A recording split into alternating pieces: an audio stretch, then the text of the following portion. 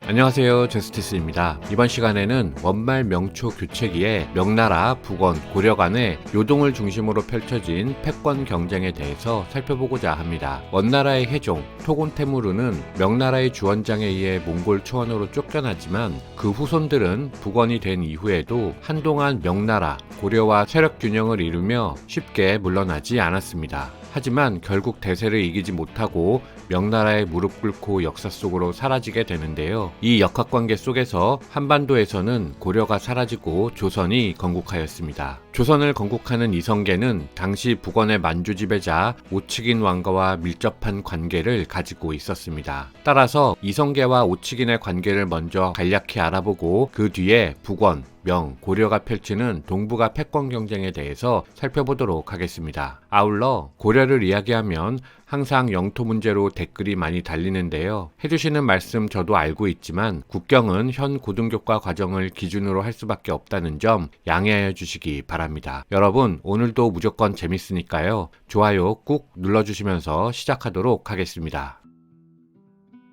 오츠긴 왕가는 싱한링 산맥 서쪽부터 아르군강 동쪽 지역에 이르는 지역을 초봉지로 받은 후 영지를 확장하면서 금나라가 멸망한 후에는 만주 대부분을 차지하였습니다. 그런데 당시에는 만주라는 용어는 없었기 때문에 명나라는 이곳을 퉁쳐서 요동이라 불렀습니다. 원나라 시대에는 만주에 요양 행성이 설치되어 있었기 때문에 요양이라 불리기도 했었죠. 만주는 지리적으로 고려와 인접했기 때문에 조선을 건국한 이성계 가문은 오츠긴 왕가와도 밀접한 관계를 가지고 있습니다. 태조 이성계의 출신은 함경남도 영흥이지만 본관은 전주인데 고조부 이한사가 전주에서 백성들을 거느리고 삼척을 거쳐 두만강 하류를 따라 올라가서 오동 지역에 자리를 잡았습니다. 오동 지역은 대략 현재 중국 최남단과 러시아가 국경을 이루는 지역으로 이성계 가문은 자연스럽게 만주를 관할하던 오츠긴 왕가의 영향을 받았습니다. 이한사는 1255년경 오츠긴의 손자 타가차르로부터 오동 지역의 천호장 겸 다루가치의 지위를 받았습니다. 몽골인이 아님에도 불구하고 다루가치로 임명되었다는 것은 이한사가 타가차르로부터 깊은 신뢰를 받았다는 것을 의미합니다. 이한사가 사망한 후 아들 이행리는 몽골인 관리들과의 마찰 등 여러 이유로 오동의 기반을 상실하고 남하하였는데 1290년경에 이르면 등주, 즉 현재의 원산 밑에 있는 안변 지역까지 남하하였습니다. 이때 오동에 살던 많은 고려인들이 같이 남하하여 함주의 자리를 잡았는데 이행리가 다시 올라가 이들과 합세하였고 1300년경 이행리가 다시 이 지역의 다루가치에 임명되었습니다. 따라서 이행리 사후에 이춘, 이자춘, 이성계 등 그 후손들이 다루가치의 지위를 세습하며 현재의 북한 동해안 지역에 있던 고려인과 여진인을 지배하였습니다.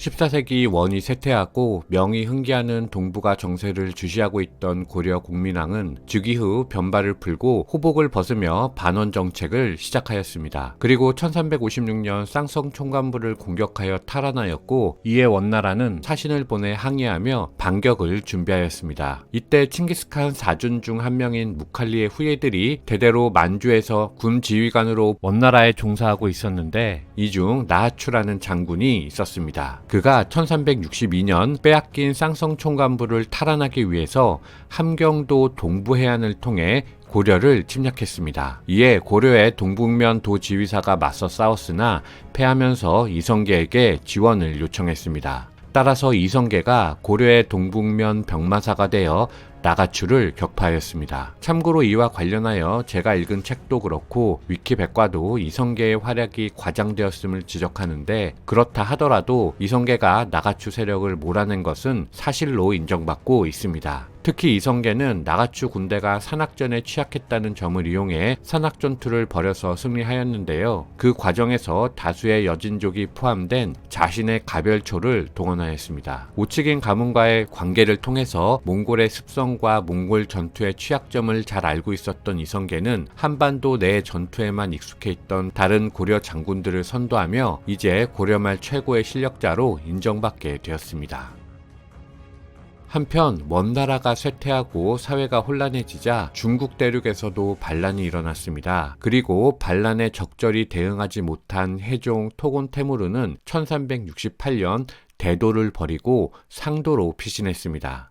고려가 먼저 이들을 북원이라 부르기 시작했고 명나라는 이들을 고원이라 부르다가 영락제 시기부터는 달단이라 부르기 시작했습니다. 남경에 성립한 명왕조는 곧장 해종이 도망친 상도를 향해 진격했습니다.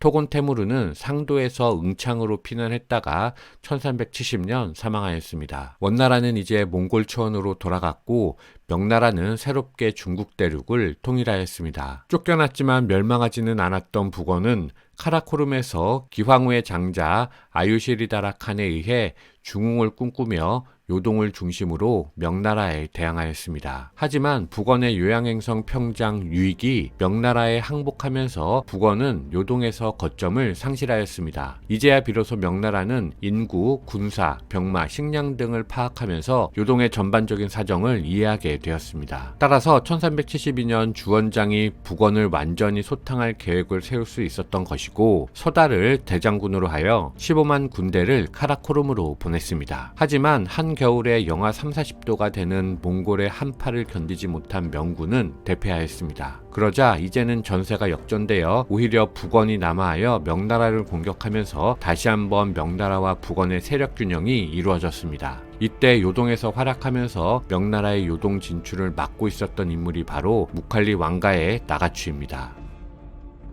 이렇게 요동에서 세력 균형이 이루어지자 요동 일대를 차지하는 국가가 향후 패자가 될 것으로 예상되었기 때문에 고려의 선택이 중요해졌습니다. 북원의 아유시리다라 칸은 공민왕에게 조서를 보내 왕도 역시 세조의 후손이니 마땅히 나에게 협력해 천하를 바로잡아야 하지 않겠냐며 단절되었던 국교를 회복하려 하였습니다. 하지만 이때는 명나라가 이미 고려와 책봉 관계를 맺고 중원의 새로운 왕조임을 알림과 동시에 북원과 고려가 협력하는 것을 막는 조치를 취한 후였습니다. 당시 고려는 공민왕이 죽고 1374년 아들 우왕이 즉위하였는데 사신을 2번이나 보내도 명나라의 승인을 받지 못한 상황이었습니다. 그런데 북원에서 보낸 사신이 공민왕을 시해한 죄를 묻지 않고 우왕 즉위를 인정하기로 하자 단절되었던 북원과의 국교가 재개되었습니다. 물론 신진 사대부들은 명은 강하고 원은 약하기 때문에 북원과의 관계 복원을 반대하였지만 고려 조정은 이를 받아들이지 않았습니다. 고려와의 관계를 회복한 북원은 고려와 연합해서 요동을 탈환하면 훗날 중원까지 회복할 수 있을 것으로 판단하고 계속해서 고려의 공동 군사 작전을 요구하였습니다. 하지만 명나라의 눈치를 살피던 고려는 이 역시 날씨 문제 등 여러 이유를 들면서 계속해서 연기하였습니다. 결국 고려를 정벌할지 말지 선택해야 했는데 북원은 고려를 적으로 두어 후방을 걱정하는 것보다 우호 관계를 유지하는 것이 유리하다고 판단하였습니다. 한편 명나라의 주원장은 요동에서 나가추의 지위와 힘을 잘 알고 있었기 때문에 무력보다는 회유책을 취하기로 하였는데 나가추는 쉽게 휘둘리지 않았습니다. 따라서 명나라는 결국 요동에서 나가추를 공격하기 시작했는데요. 명나라는 우선 압록강 일대의 여진족을 공격해서 나가추와 고려의 관계를 끊은 후 계속해서 나가추를 압박했고 북원과 고려의 지원이 끊기고 고립된 나가추는 결국 명나라에 투항하였습니다. 이리하여 요동에서 펼쳐진 고려, 명, 북원의 삼국지는 명나라 쪽으로 전세가 기울게 되었습니다.